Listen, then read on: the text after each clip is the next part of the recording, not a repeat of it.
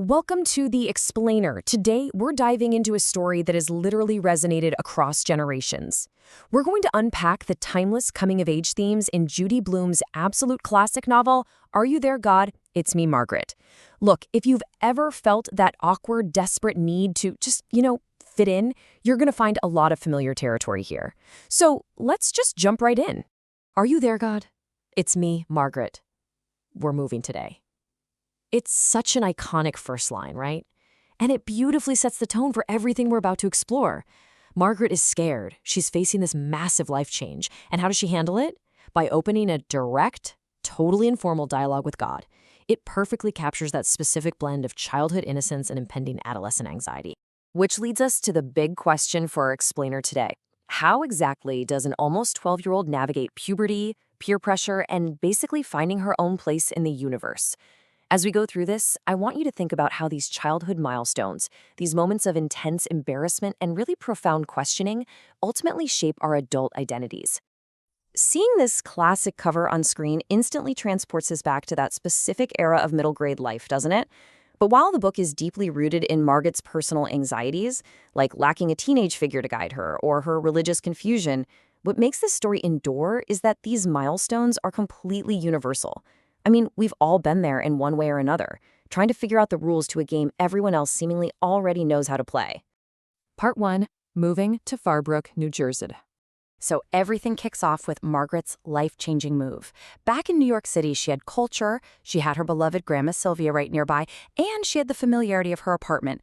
But in Farbrook, New Jersey? Well, she immediately notices that every single house on her new street looks exactly the same. They're all 7 years old, and so are the trees. Her parents moved out there for the grass and the flowers, which ironically results in her father's pretty graphic power mower accident on his very first try at cutting the lawn. Welcome to the suburbs, right? With this abrupt transition comes a whole lot of fear. Just listen to this. I see shadows on my wall and hear these funny creaking sounds. It's scary, God. Notice how brilliantly this illustrates Margaret's psychological defense mechanism. She uses these highly informal, very private talks with God to deal with her genuine anxieties. She doesn't want her parents to know she's scared because she wants to appear mature, naturally. So she internalizes that fear and externalizes it safely up to the ceiling. Part 2. The Preteen Sensations Club. Margaret's new social circle is totally defined by the 4 PTSs, the preteen sensations. It's this secret club formed by her confident, maybe slightly bossy new neighbor, Nancy Wheeler. The group is Nancy, Gretchen, Jeannie, and Margaret, who actually has to go by the secret club name Mavis. And the exclusivity of this group is absolutely paramount. Nobody else in school is allowed to know about it. It's literally classic tribalism in action. But, as we all know, tribal belonging comes at a cost. The rules of the PTS club are incredibly rigid. You must wear a bra. You must keep a boy book listing your crushes in order. You must report to the group the literal minute you get your first period. Oh, and you must meet on Mondays. Belonging isn't just about fun here. It's practically a primal survival instinct during adolescence, and these rules act as a strict litmus test for the tribe. Part 3. The Pressure to Grow Up. Now, the club's rules triggered this massive wave of anxiety, leading to a desperate chant many of you might actually recognize. We must increase our bust. Nancy teaches the girls to clench their fists, stick out their chests, and move their arms back and forth 35 times a day. They genuinely hope to physically force their bodies to grow so they can just escape childhood. It perfectly captures that frantic, overwhelming impatience of puberty.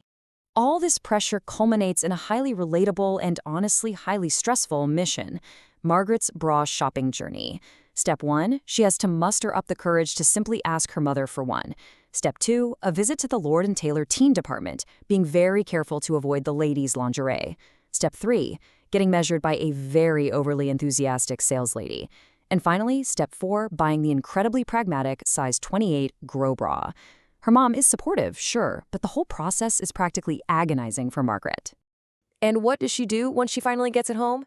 She tries on her new size 28 Grow bra, realizes it doesn't make her look any different, and privately stuffs it with socks just to see how it looks. It is a stunning example of performative maturity. It completely sums up that weird gap between the adulthood she desperately wants to inhabit and the childhood reality she's actually living in. Part 4. Private Conversations with God. Don't you think it's time for me to start growing God? If you could arrange it, I'd be very glad. Margaret uses these secret prayers as a vital internal anchor. It's the one and only place she can safely voice the profound insecurities she feels she has to hide from Nancy, from her parents, and from the rest of the world. For Margaret, God serves as her ultimate, judgment-free confidant. Looking at Judy Blume's incredible legacy of other works, it's really worth emphasizing how masterfully she captures these universal embarrassments. She never ever talks down to her readers. She treats their anxieties about bras, boys, and belonging with the immense life or death gravity that a 12-year-old actually feels in the moment. Part 5. Choosing a religious identity. So Margaret is essentially a religious blank slate. Her father comes from a Jewish family and her mother comes from a Christian family. Because both families strongly disapproved of the union, her parents eloped, completely distanced themselves from organized religion, and decided to just raise Margaret as nothing. They told her she could simply choose her own religion when she grew up. But the thing is, nothing just isn't working for Margaret anymore. I can't go on being nothing forever, can I? She asks God. Religion here isn't just about theology. It's about taxonomy. She needs a label to categorize herself in the social hierarchy. As her friends point out, she needs to know whether she belongs at the Y or the Jewish Community Center. It's entirely about that very human need to seek a concrete identity. So she actually takes action, embarking on a phase of intense spiritual research. First, she secretly arranges a Rosh Hashanah temple visit with her overjoyed, deeply Jewish grandma Sylvia. Next, she attends a Sunday service at the First Presbyterian Church with her friend Jamie. She is actively out there, doing the fieldwork, desperate to figure out exactly where she fits in.